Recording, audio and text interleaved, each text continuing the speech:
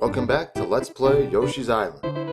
Previously, we blazed a trail through the first half of the second half of World 1, and its dizzying heights, dark grottos, and stilt guy brigades. The next up, the level that needs no introduction, the one that everyone vividly remembers, the famous, the mimetic, touch fuzzy, get dizzy. Whoa, new atmosphere.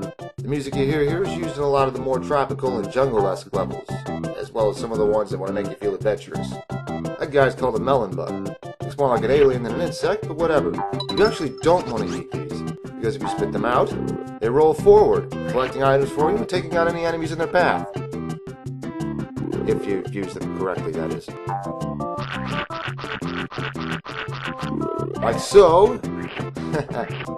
You can get rid of any pains in the you-know-what along the way, as well as pick up, say, a flower sitting over a pit. The tap-taps here are invulnerable to most attacks, but not to these! There's a mini-game hut, but where's the key? Platforms on vines, and a dead tap-tap or three. Here we have a green watermelon, fresh from the vine. Grabbing one lets you spit seeds. Much easier to get tap-taps out of your way when you can shoot a wall of projectiles at them. You can also use them to shoot away dirt, and, for example, get the red coins here without having to use any eggs. Very useful green melons are, but you do have a limit to how much ammo they have. Excuse me. Meanwhile, here's something weird. Notice how the Shy Guys coming out of the pipe are red? Well, if you go down the pipe, why are these purple? One of life's strange, unanswered questions, I suppose. We're going to ignore that middle ring for the time being. Back to the left, and as you can see, pink tap-taps walk right off the ledge, but gray ones turn around. Head up, the melon returns. We have a flower and two flashing eggs.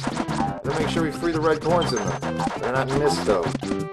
No pressure, right? Let's get rid of the rest of these seeds. Accidentally ground pound when I don't mean to. Cycle through some ammo.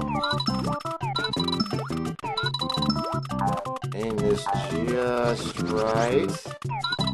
Red coin number one, and... well, that just happened. 1 and 2. There. Okay, let's get a much-needed ammo refill and see if that area up above has anything else to hide. There we go. Tap-taps return, but we have another way around them. Let's check this dirt up here, and sure enough, a hidden wing cloud, and what else is inside but the key? Whoops. Let's see what minigame they have to throw at us here. Ooh, this is a fun one. Gather coins. Grab more coins than your enemy before the time reaches 0. Cannon up above shoots coins and you need to grab more of them than the bandit does. You can stun him by jumping on him, but he can do the same to you. You actually have a massive advantage here. Not only can you stay in the air, but flutter jumps, as I'll demonstrate as soon as the bandit stops trolling me there, you can also use your tongue to grab any coins. So, basically, all you have to do is keep track of where your coins in the bandit are, and you'll get an easy win. So long as you don't mess up. At least I didn't this time, right? And you also get one of a few different items. More on that later. So we've done everything there is to do in this section. Let's carefully maneuver around these enemies. Grab another egg. Or 2. Tag the middle ring. And head on. So those are fuzzies. They're a little different from the little black Muir King ones in the main games, and... hey, wait, why are there so many of them? Well, you see, they look kind of innocent, but you touch one, and... why is the world spinning? I can't feel my feet. Shut up, you! So as we try to stagger on here, it's like, wow, these things taste weird. Let's get more of these eggs, and, my head. Look at these fuzzies, let's go on here, and there's a cloud. It's got wings.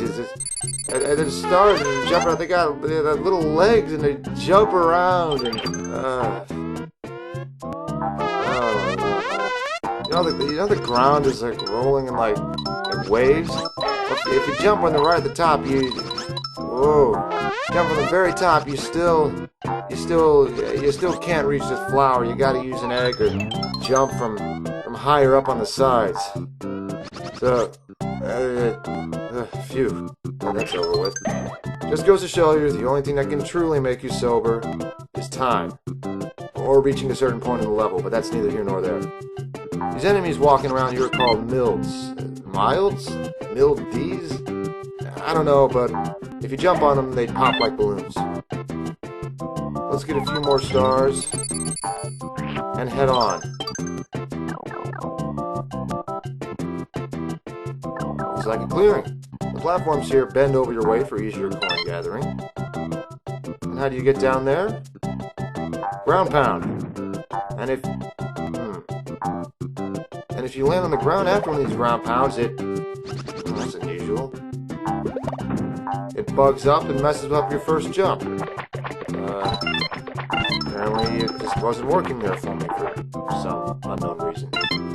So here's the goal ring, and wait a minute, where are the other 4 red coins? Okay, so this game is mostly fair about its secrets. But you want to know how to find the rest of the red coins in this level? You stand at the very top of this log, and how are you supposed to know a tiny chunk of dirt is hiding a spring ball just out of sight? Beats me. Now we're up in what I assume is the canopy. And let's take care of these crazy daisies. And oh no. See that thing? It's called an eggo-dill, as in like a daffodil, except way more of a pain. Let it sit there too long, and it shoots its petals off in every direction. The ground pound will stop that, but instead it'll just drop them, which can still hit you if you're too close. The only safe options for dealing with these things are to eat all the petals before it can launch them, or stay the hell away. The good news is we actually want to go to the left here. Here's a fun fact. Chop rocks can... crud. Chop rocks can...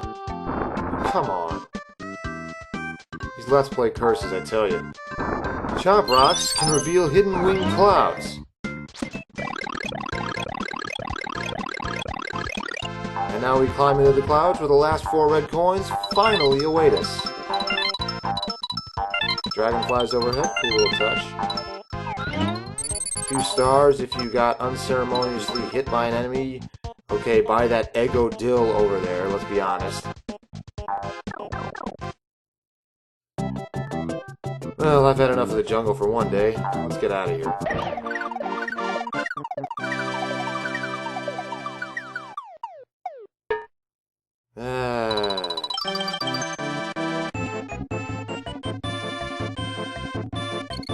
30, 20, 5, 100.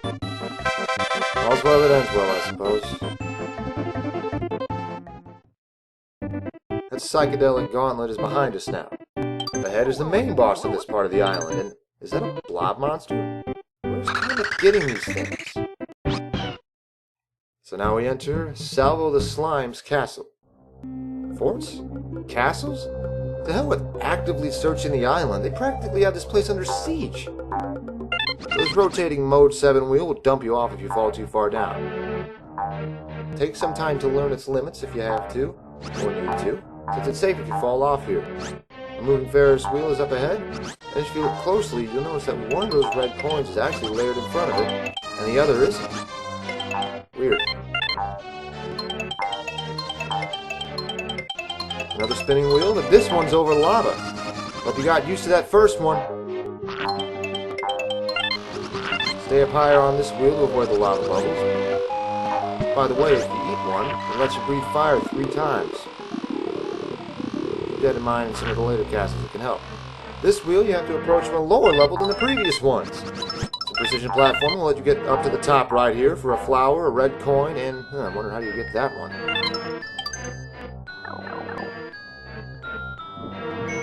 This room has a whole lot of water and a spray fish immediately harassing us. The water it shoots pushes you back and makes getting around this room a massive pain. your best bet is to just wait until it ducks underwater to reload. Meanwhile, this guy in the center is called, I kid you not, a Blargwitch. But everyone knows him as the support ghost. You know, that guy who saved your life a few times at the Yoshi's Island stage in Brawl. So, we're gonna, if we get the chance here, ride the platform he supports upward, over to the top left, and snag ourselves that flower we saw just a minute ago. So you might have noticed by now, there's a recurring theme in this level so far of enemies and obstacles that push you around. Some foreshadowing, perhaps? And here we had 2 coins, a middle ring, a cloud with stars in it, and a glimpse of the way on. You can actually jump over that middle ring if you time it right and pop the cloud first if you feel like saving yourself a few seconds if you end up dying and respawning there. Let's grab an egg. Take the right path this time. Hit the block to the right with an egg and some platforms will flip. It ain't kidding. Hitting this block flips over all platforms of its color, and now we can safely stand on this one. But actually, we want to head to the right first. Find a flower and... oh, crap! A bandit outside the minigame hut. If he touches you, he'll run off with Baby Mario. So be careful. You can kill him with 3 jumps. Stupidly let him run off with Baby Mario again. Or a ground pound also does the job if you manage to land one. So let's go back to where they want us to. Pick up some stars after that fiasco. Head upward, following the path. The red switch you have to hit with an egg. Good marksmanship lets you head onward safely. But actually, we want to fall down here. Hitting that red block made a platform lower down safe, letting us pick up these red coins and get down here. Well, I suppose it would be up here now. This vase has a key. Surprise, surprise. Why haven't these guys thought of a better place to hide the spares? Go high first for the 5th flower, then follow the platforms down after a quick detour to get a couple eggs. Grab the last of the red coins and head onward. That rock over there is an arrow lift. Step on it, it moves in the direction it's pointing. You can jump to redirect them. Use them in this little area to learn how to use them, to guide them to get some coins. All of them yellow, of course. You can also carry them around in your mouth and spit them out elsewhere if you need them. Let's take this secret wing cloud. Secret wing cloud. Wow, I'm batting 1,000 right now. Follow this hidden red pipe, but not in the section you'd think it would be hidden in. Top secret. Tell no one. Aim directly at the top right corner. Well, it's a secret to everybody now. So let's see what this secret holds. A 1-up. If you don't have 2 eggs when you come down here, though, and don't have an item that can substitute for them, you'll just look like an idiot. But now, let's tag the middle ring. Head upward. And enter the ominous red door. On guard! Ominous, isn't it? You can just tell something big is going to happen. Oh, there goes the way out. That little guy's a slime drop. No, we haven't seen him yet. Hey there, cute little Yoshi. Does Baby Mario want to go to Bowser's castle? I'll take him there in a hurry. Something tells me Comic doesn't see the Yoshis as much of a threat yet.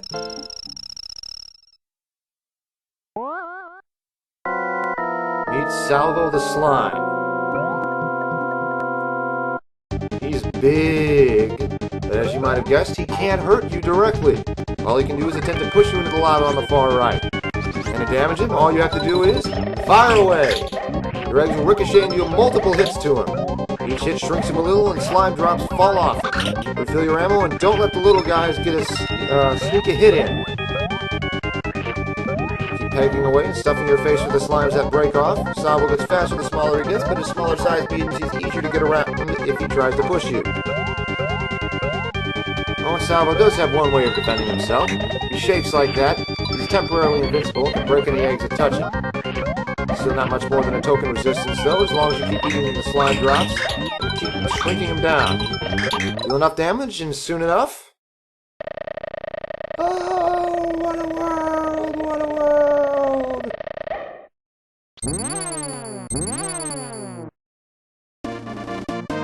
Now a giant key appears. Opening. Giant keyhole. I'm just gonna assume that's symbolic. 30, 20, 5, 100. Another boss falls. And with that, we now have a perfect score for World 1. Doing this unlocks an extra level and a bonus. More on those in just a little bit.